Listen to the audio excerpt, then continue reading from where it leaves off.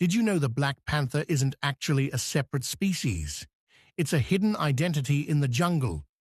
The term black panther refers to big cats, like leopards or jaguars, that have a rare genetic mutation called melanism. This mutation gives them their dark, almost black fur. But look closely, and you can still see faint spots beneath the shadows. In the dense rainforests, that dark coat isn't just beautiful, it's the ultimate camouflage. It helps them stalk prey silently, becoming one of nature's most elusive hunters. Quick pause. If you love learning wild animal secrets like this, hit subscribe and join our pack of wildlife explorers. Despite their mysterious appearance, black panthers are incredibly agile, can leap over 20 feet in a single bound, and their night vision makes them kings of the darkness.